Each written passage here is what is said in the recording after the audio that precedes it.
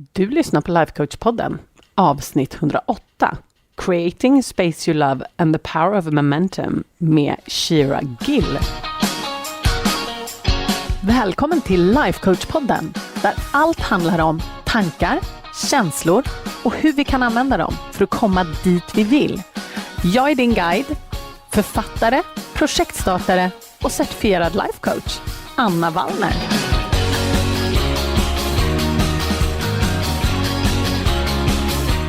Men hej hallå på er!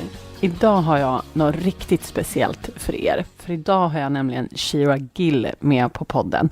Och hon bor i the San Francisco Bay Area och vi är faktiskt coachkollegor. Vi är båda certifierade vid the Life Coach School. Men Shira, hon är decluttering expert. Och hon kallar väl sig själv också för organizer, men hon säger, ni kommer få höra det, hon säger det att det är egentligen inte det som är den stora grejen. Och hon har blivit omnämnd i så många tidningar. Hon har skrivit en fantastisk bok som heter Minimalista, som jag verkligen föreslår att ni skaffar.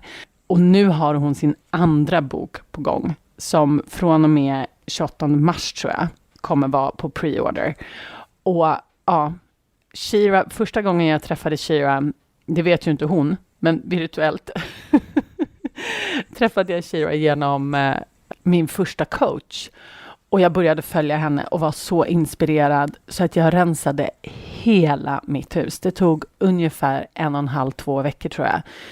Jag hade så mycket saker och jag och Andreas bor ju på en väldigt liten yta. Och jag kan säga att det var helt fantastiskt. Och sen dess så har jag följt Shira tätt i spåren och använt väldigt mycket av hennes tips. Så jag kan verkligen rekommendera att följa henne. Och nu så ska ni få höra henne live. Och jag måste snällt erkänna att jag är lite starstruck. Så att jag lämnar helt över till mig och Shira. Och så hoppas jag att den här konversationen ger dig jättemycket inspiration när det kommer till att rensa hemma hos dig. Hi, Shira. I'm so happy you're here, finally. Yes, I'm so thrilled to be here with you. I think my last week has been very intense since I have started to we call it, me and my husband, doing a Shira. And I did it the first time I came across you some years ago. I can tell a story another time, but I redid my whole, overhaul my whole house, and it took like a little bit over a week. And since that, doing a Shira has he knows exactly what I mean. So yeah, well, hopefully intense in a good way. Absolutely. But the reason why it's been so intense is because I got your book just 1.5 weeks ago. Yes. The one that is currently out now, Minimalista. Yes. And it's so, I'm not going to use strong words, but it is so extremely inspiring. It's crazy pants. Oh, thank you. That's so heartening and lovely to hear. I mean, that's why I wrote it, hoping that it would be inspiring and motivating for people. Yeah, well, it sure is. But before we get started, because I'm so super excited, so I just jump right into it.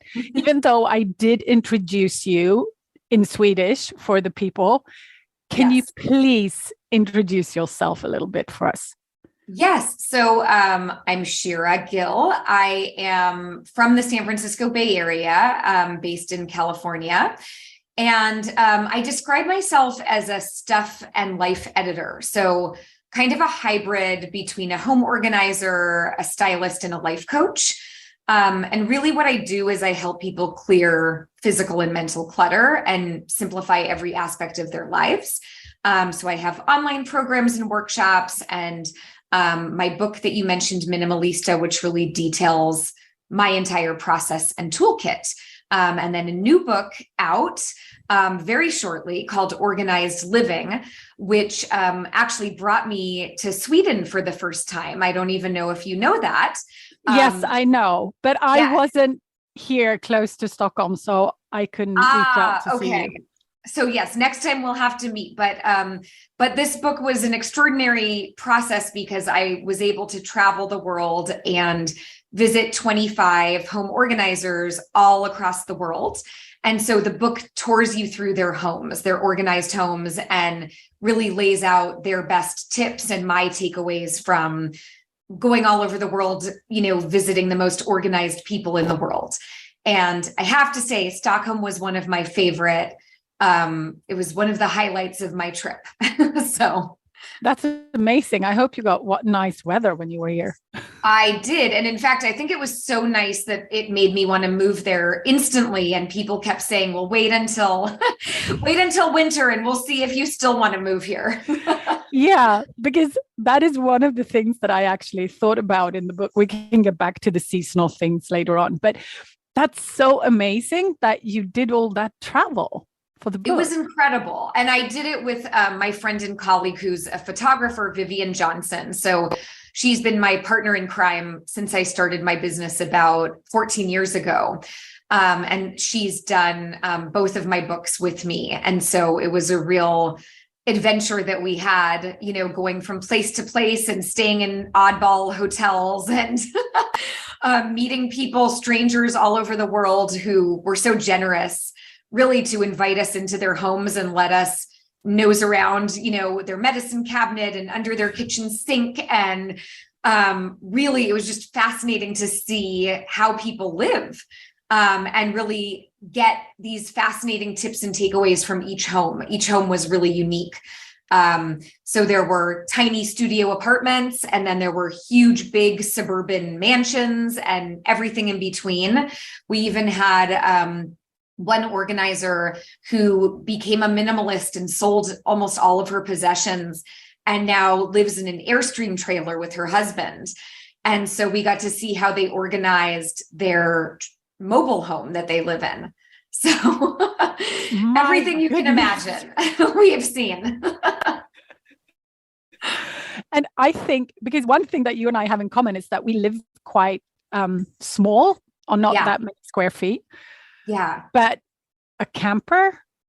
I know. It's a whole other dimension of minimalism.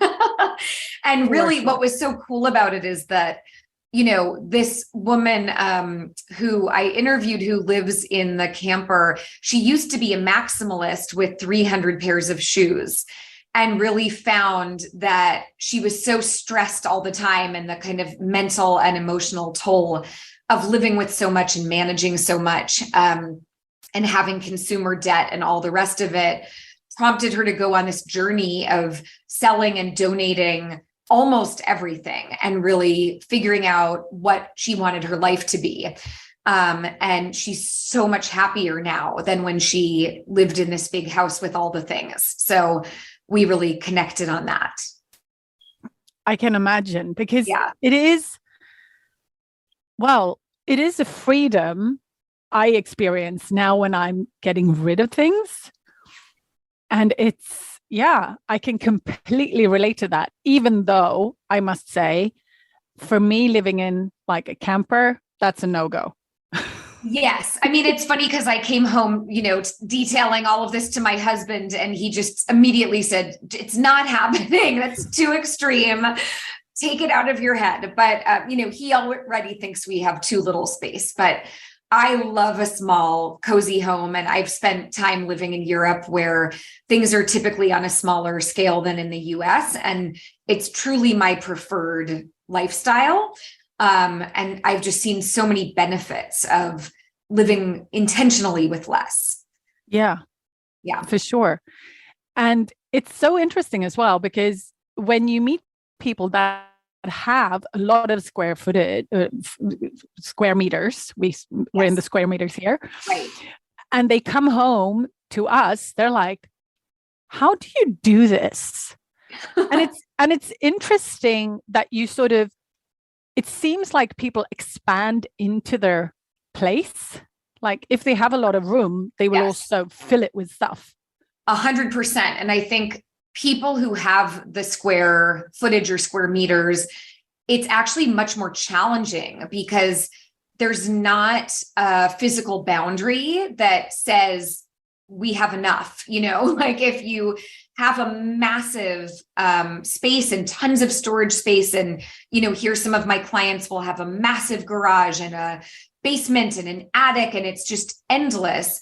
And so there is no actual reason to not own all the things other than making that intentional choice and having to create your own boundaries.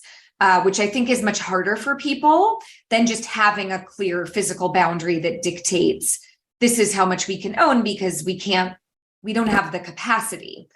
So I would say, the clients who I mentor who have much more space, it's much more challenging for them to make those decisions because they can rationalize keeping anything and everything.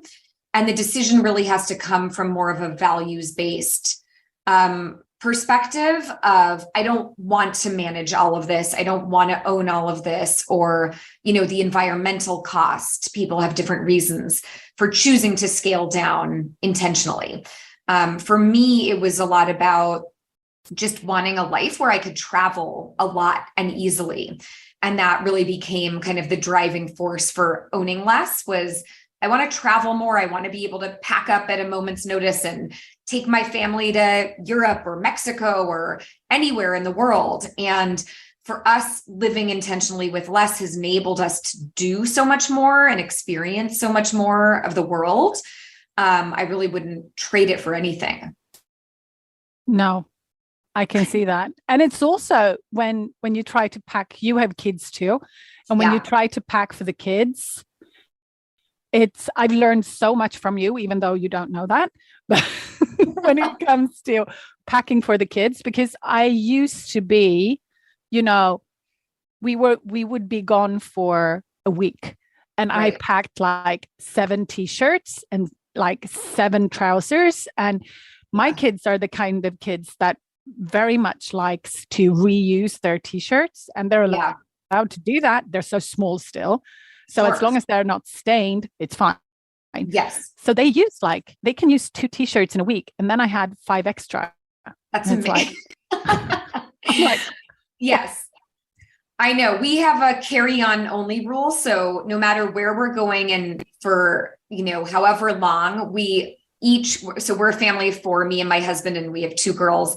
Each person can take 1 carry-on bag that has to fit the European standards, which are smaller than the US by a lot. Yeah. And so that's the rule when we pack. And now my girls are a bit older, so they pack for themselves. And I just say, you can bring whatever you want, but it has to fit in this suitcase. So they're quite used to that. And we found even being minimalist packers, there's still always too much. We still always have like extra socks or extra t-shirts. It's just, I find again and again that you just always need less than you think you need. Yeah, I totally agree, because me and my husband, we've been traveling with the kids since they were like babies. And it's always the case. You always have too much stuff. Always. Yes. Yeah. And here, I think most parents who pack in the US, it blows my mind, the volume of gizmos and gadgets and devices and, to distract their kids on the plane. And I feel like, luckily most planes have a built-in TV and movies and all you could ever want. So between that and looking out the window, I feel like it's enough.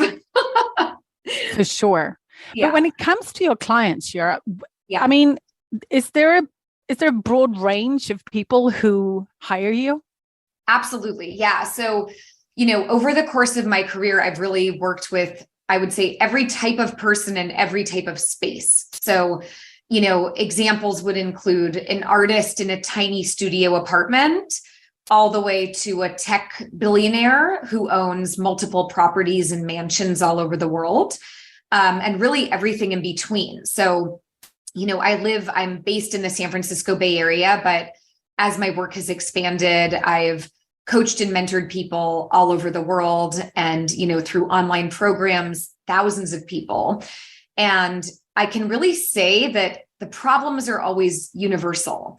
All of the tools and methods that I apply really are applicable to anyone, any budget, any style, any circumstance. And so that's been really interesting to learn over the course of my career, that the problems that people struggle with are things like making decisions, or guilt or shame.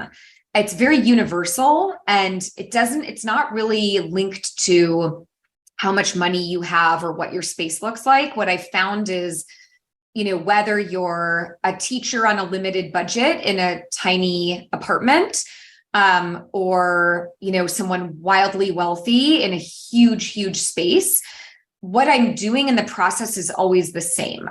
And what that looks like is a really careful examination of helping people start by figuring out what they want and just clarifying what they want their life to look like, which really is more important than anything I can teach with regard to organizing. I always say organizing is really easy. It's making decisions that is really difficult.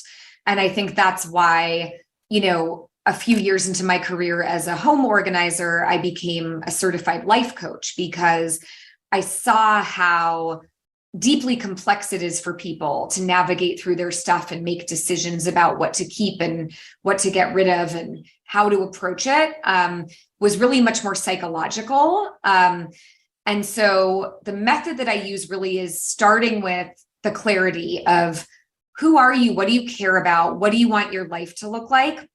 What do you want your future to look like?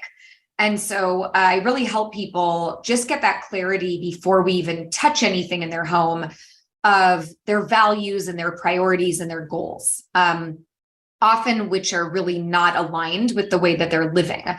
And so once we get that clarity, then the second step in my process is a very deep and thorough edit. And that is the part that's the trickiest for people, is making those decisions about what to keep, what to get rid of. Most people want to be responsible with how they're donating. So then figuring out how to donate or let go of things in the most sustainable and responsible way, which is more time consuming, but ultimately the right way to approach it. And once you've done that work around clarity and then a really thoughtful edit and declutter, what you're left with then is only the things that add value to your life and get you closer to the life you want to live. And then in my mind, the organizing is really like the aftermath of all of the really hard work. The organizing falls into place so easily, because then it's really just a matter of putting like with like and giving everything a designated home. And then, the final step in my process is elevate, which is kind of the fun part of, if you want to invest in the matching bins and the pretty baskets, or, color code or take things to the next level, you can. But that, in my mind, is always optional, and it's very personal. So I have some people that say, no, I just want to find my keys. Like, I'm thrilled, that's good enough. And then I have the people that really want their home to look beautiful and editorial and like it's out of a magazine. And then, that can involve investing in, a handful of products, like matching hangers for the closet go a long way. Simple things like that. So that's really the process. And as you can see, the organizing part, it's funny because I'm known as an organizing expert, but really I feel like I'm a decision-making expert. I help people navigate through those tough decisions that can be really paralyzing. Yeah, I can completely relate to this, because just this afternoon, when I'm in the middle of everything, and I've started a little bit everywhere, but I have started with confined spaces, like a drawer or like something. But then half of my kitchen is done. And mind you, I've done a Shira 2 years ago, and that was hard. But now it's like next level. And then I was taking out glasses out of my cupboard. And all of a sudden I was like, how many champagne glasses do I have? And I have them all collected in one cupboard. Yeah. And there is a backstory. I've written 2 books about cava, and I'm a sommelier, and I'm like an expert in Spanish sparkling wine, or at least I used to be. Wow, incredible. I used to be. Okay. So that's why I have so many different ones. Right. But I counted them, and I'm bad with numbers, but I think it was 44 or 47.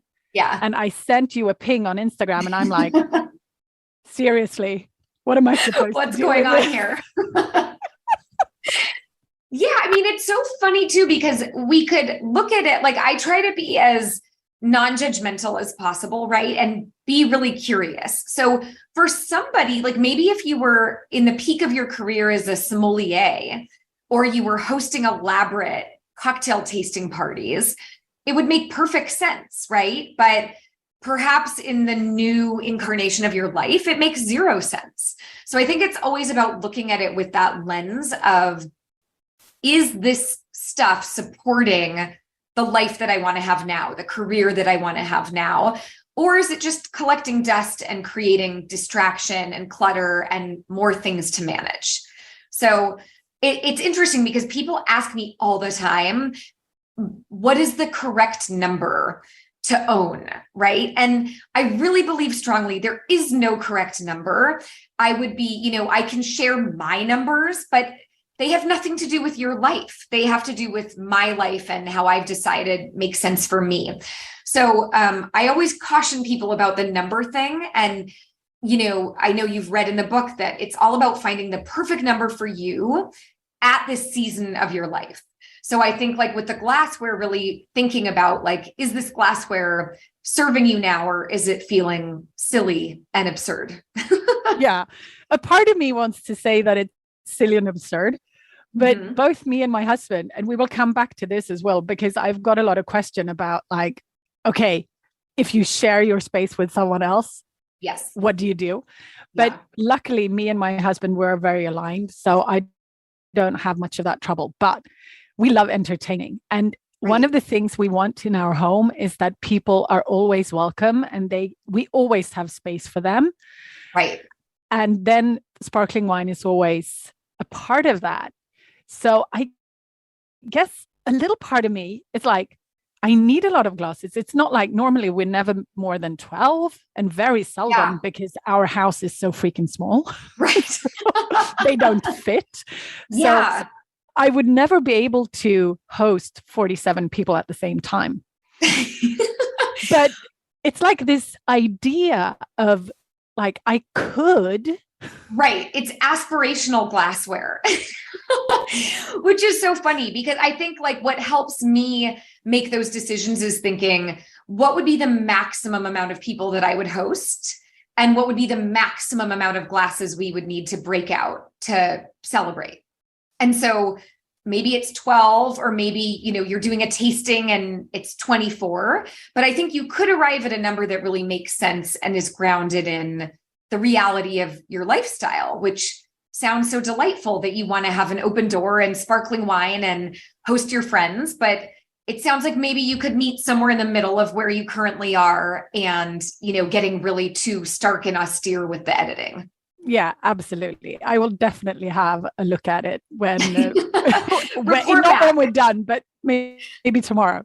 Yeah. But now you've explained your process, and I think it's so good because in the book, you really take us through it. It feels like we have you just by our side, and especially for us, for me, I know other people as well that have listened to you and taken some of your courses and stuff. It really is so good because you tell us exactly what to do.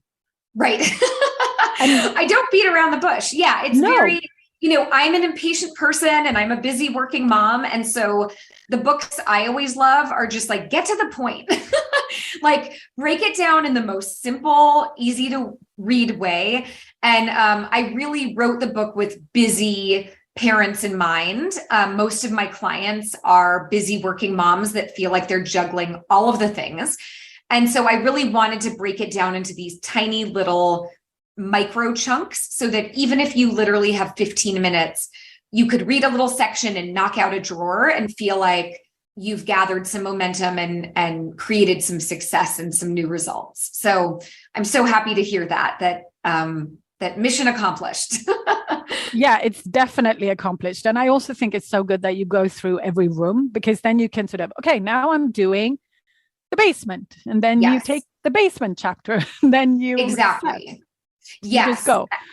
Yeah, absolutely. And I think for people that get really overwhelmed and feel like they have an entire home to tackle, it can feel so paralyzing that I think, my best advice is kind of put on blinders to the rest of the home and just focus on one room and almost just ignore the rest of your home until that one space is complete and feels good.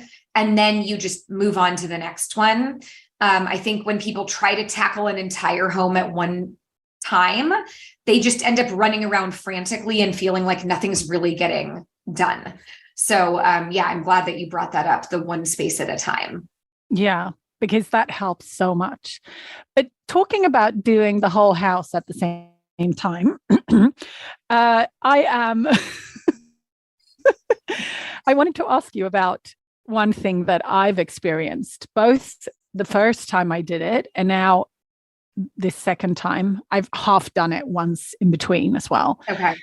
But it is this, I sort of get captured by this momentum. So I feel it's like a mix of excitement and control and relief and accomplishment and satisfaction and pride. And it's like, it's all mixed up in like a dopamine cocktail. So when I'm done with like a drawer, my kids come down and it's like past their bedtime and they're like, Mom, what are you doing? And then I've started with like the next cupboard or the next kitchen or like taking everything out. And I just go on and it's like, just one more. And I feel almost a little manic about it. That's so funny. Yeah. I mean, I 100% agree with you. For me, it's like my therapy, and my home now is fairly organized and minimal. And so there's not many projects that I can dig into. And I actually feel like, oh, I want that dopamine hit and that rush of energy. It can be so addictive. But I think if you find yourself feeling like overly manic or it starts veering into like affecting your sleep, I think having some sort of boundary or cutoff is a good thing. I always say, in my book, I say like really try to take it one drawer at a time or one small space. So you're not unearthing an entire room and then getting in over your head and wanting to go to bed, but you don't want to leave your space in chaos. But it sounds like you're doing a great job of kind of plodding along one little project at a time. Yeah, so I am. It's just I have a hard time stopping. Yeah. I mean, maybe that's a good problem to have. I think the most common thing I see in my work is people struggling to begin. So it sounds like you have the opposite. Yeah, once I get started. Yeah. But I also think it has to do with the fact that I've done it once and I know like how fantastic it turns out. It's such a good feeling. And I think I almost equate that dopamine rush of a good declutter session. It's the same rush that people get from shopping, but then the result is so much more positive and long lasting because we know that dopamine hit people get from buying a new handbag or a sweater is literally seconds. And then often there's the crash of feeling buyer's remorse or, the credit card bills or the debt or the guilt of I didn't really need this.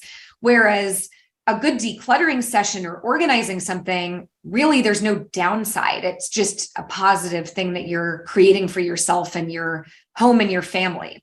So I say carry on. That's good. I feel much better when I have your permission. But talking about like the momentum piece, you say some people have a hard time to get started. Yeah. So what would be your suggestion for people to get started? And we don't want them to go into my manic thing. No. but like, how could they use momentum? Yeah. So I think, I invented this little hack called the 15-minute win, which simply is setting a timer for 15 minutes and picking a tiny micro space. Like it could even be your handbag or your wallet if you want to get really micro, something that feels really doable and achievable. And I started that just because even when I was side by side with a client in person, sometimes I would really see people were so overwhelmed and paralyzed, and they just felt like it was all too much, and it felt like the walls were caving in. And so really what I started doing is saying, let's just do one drawer, or let's just go through your purse and get rid of like the old receipts or the gum wrappers, or, just getting rid of the trash. And what I would see is the kind of thrill of accomplishment instantly would be, oh, look, I did it and it's done and I completed something. And then, as you said, that little win would lead to that energy and adrenaline to do another little win. And as we know, big, huge results are made up of small, smart actions repeated over time. And so if you imagine somebody just doing one 15-minute win a day, in a month, they would have 30 wins. And that can add up to a massive, massive transformation. And so for your listeners who are feeling really overwhelmed, or I don't have time, or I don't know where to start, I would say start with the tiniest little project that you can find. I think a junk drawer is great, a single drawer or a single surface, or even, as I mentioned, like the glove box in your car, or a purse, or something so micro, where that it will just take you about 15 minutes to simply clear the clutter, get rid of any trash or recycling, relocate things that don't belong, and put like with like in, a drawer or on a surface or on a shelf. And you will instantly get that boost of feeling like the thrill of achievement. And the other thing that it will do is, for people that don't identify as someone who is an organized person, if you can organize something, you now are watching yourself be an organized person, a person who has organized, right? And so just by doing it can lend your brain to start shifting to thinking, well, maybe I am someone who can organize. I did just organize something successfully. So that's a really powerful component of it.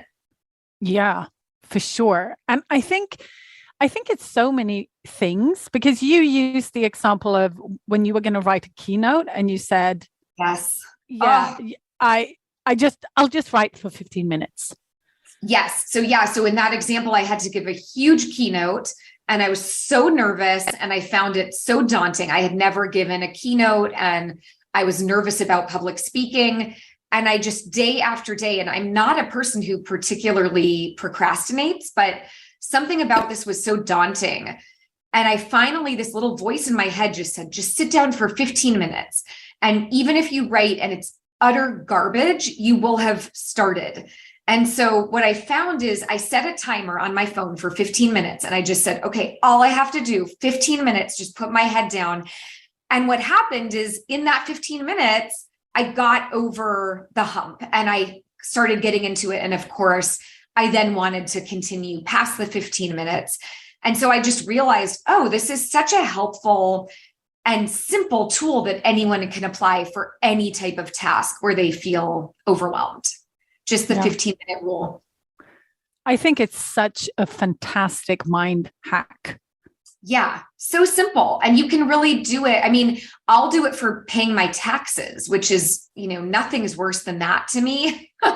But to set a timer for 15 minutes and say, I'm just going to sit down with my paperwork and see what I can do in 15 minutes, it then somehow becomes less daunting because you've started. And starting is always the hardest part. I guess it's like any new habit. It's like starting it. Yeah. That's the hardest. Yeah. It's action, taking action.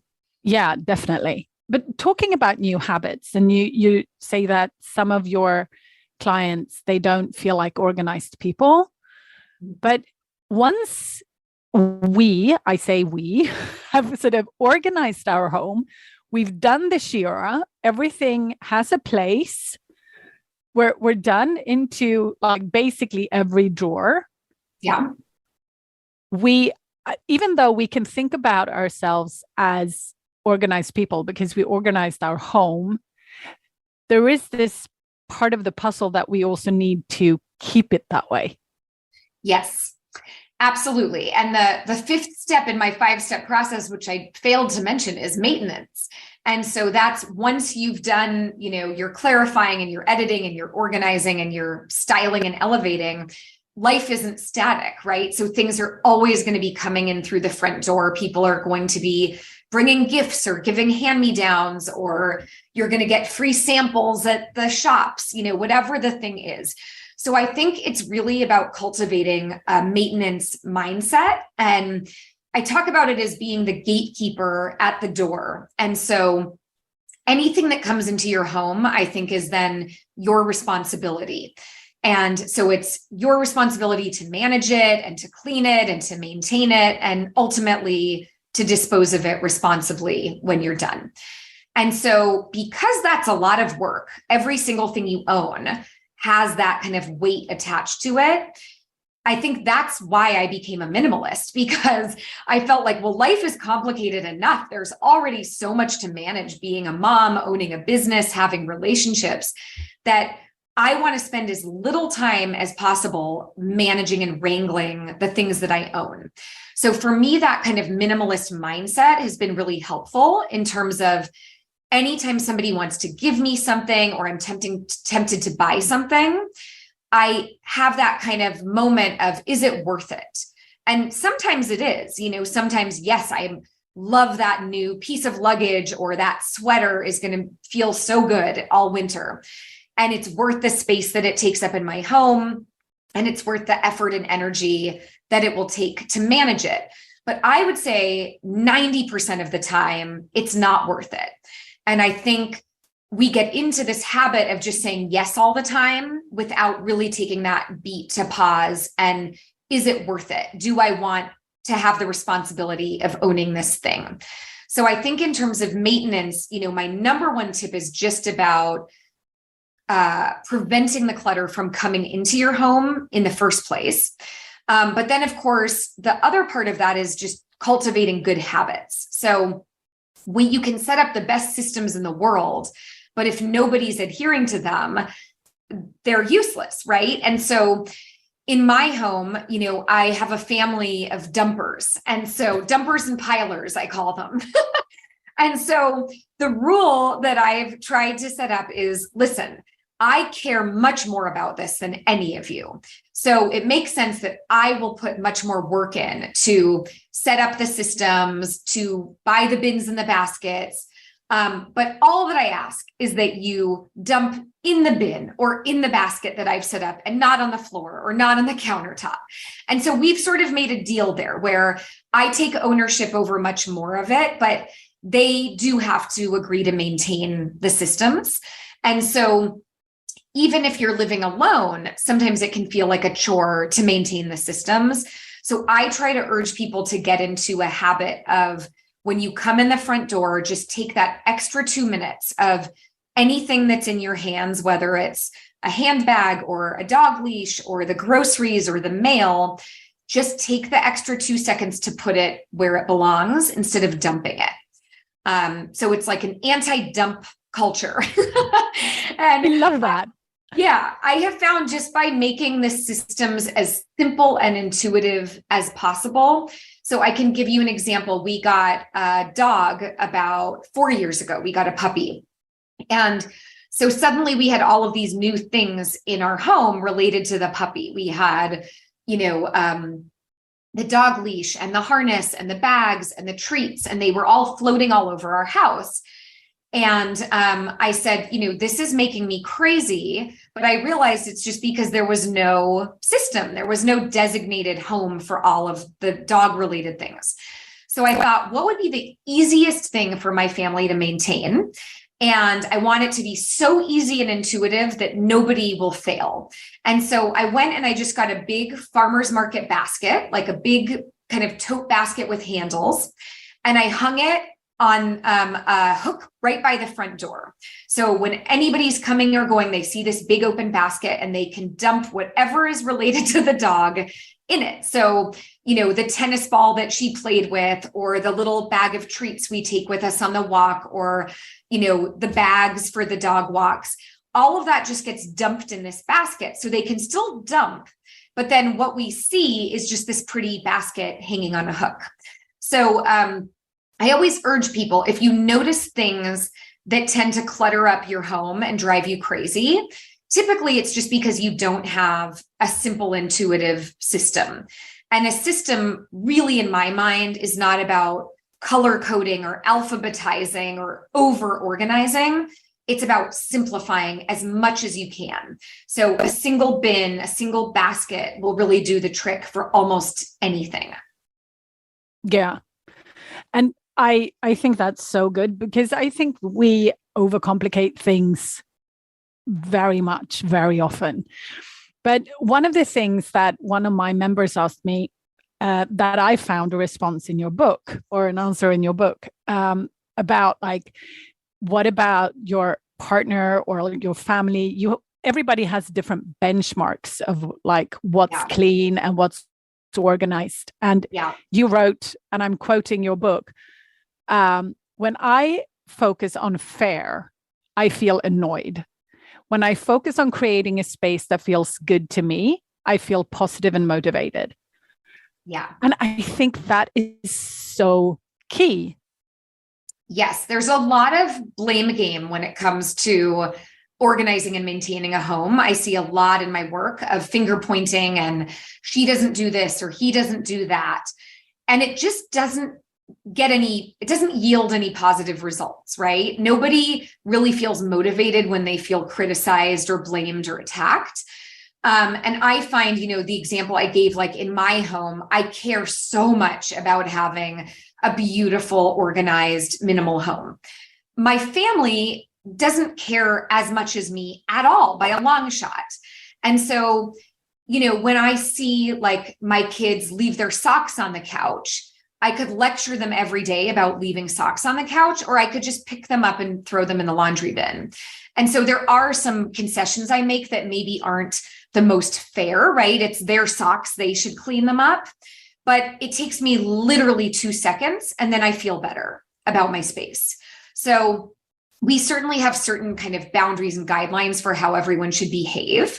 But within that, I try to have a little bit of flexibility and recognize I care so much more.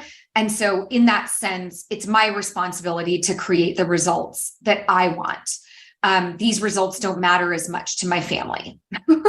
No.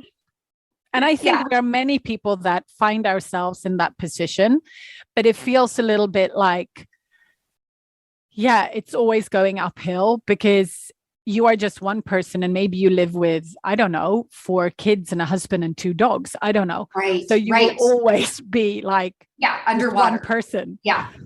Yes. And I would say with that, so one of the things that I found has been really successful on both sides of the equation is, so say you're far outnumbered and you're the one who wants an organized, minimal home. Finding one space in the home that you can have full ownership of, whether that's your bedroom, or maybe you have an office or a study, or even it's just a sliver of space like a closet, but something that can be all yours and feel like a retreat when you go there and you can have ownership. And then maybe you're more lax about some of the shared living spaces. In my home, it's the opposite. So I really take ownership over our home and making it feel good. And so my rule is, our living room, our dining room, our kitchen, that's where it's all shared space and it's shared responsibility. And we want to keep that feeling really nice and easy and a good flow so that people can come over anytime and we don't have to scramble to clean up. But now I have 2 daughters who are teenagers, and they find my rules very restrictive and very burdensome. And so I've had to loosen up a little bit and say, you know what, you can have your room and your room is your space. And so it can't have trash in it or dirty dishes. We have to have some rules.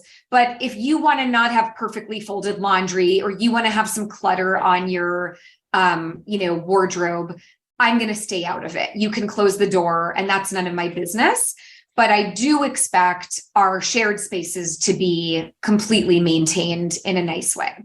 So it's kind of finding those boundaries. Likewise, my husband, who felt like I'm really rigid with how our home is set up, we built him during COVID a little shed. It's very small, but it's like his little work shed in his domain, and he can keep it however he wants, right? I won't trespass. I won't have any authority over how he keeps it. So now it's like both my husband and their kids feel like they have a whole room that's just theirs, but then they'll kind of be more flexible about putting their stuff away and, maintaining the space how I want it in our shared areas. So good. I know, Shira, that we're running out of time because you have another appointment. But one thing I just want to ask you, for us that are a little bit new to this game, many of us experience it's like a slippery slope. You talked about those socks, like, yeah, okay, it's just the socks. I'll take them up tomorrow. I'm too tired. And then you leave like a little thing, and then a little thing snowballs. And all of a sudden you find yourself maybe not back where you started, but you know what I mean. Totally. Yeah. So I do have tons of maintenance tips in the book that mainly are 5 minutes or less. And the biggest one that I can share is just the 5-minute pre-bed tidy.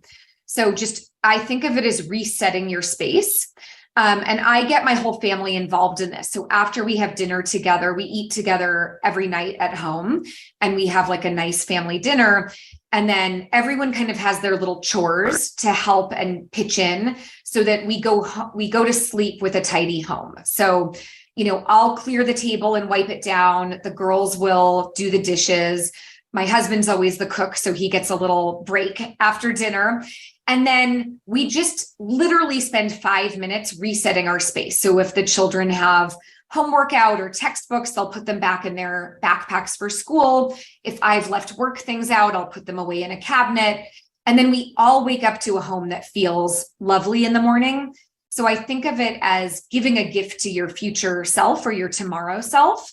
And truly, if you put in 5 minutes every night, it will never, compound to create a huge mountain of stuff and a huge burden.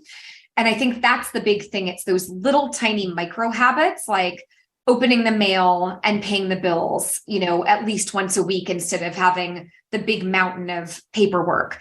Or we do laundry every Sunday. And so I just know Sunday's laundry day, but the rest of the week, I don't have to think about laundry. And then we never have a massive pile up, leaving it weeks.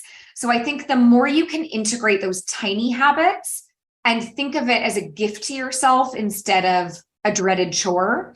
I don't like doing laundry, but I do know that I'd rather knock it out once a week than have a huge mountain of dirty laundry to face. Yeah. And the less stuff you have, the less things you have to clean. You got it. I've learned. Yes. Yeah. 100%. I think we have less laundry because we own less clothes, right? Yeah. And we have less paperwork because we've unsubscribed from almost every catalog and, mailer that we can. So I think it is like always looking at volume first. How do I pare down on the volume so I have less to manage and organize in the first place? Yeah. So everybody just has to think about what is the perfect number for me, even though it can be subscriptions or books or laundry or champagne glasses, who knows? Yes. We will just have to think about that number. But I know that we've talked almost for an hour now, and we can't cover everything. It's impossible.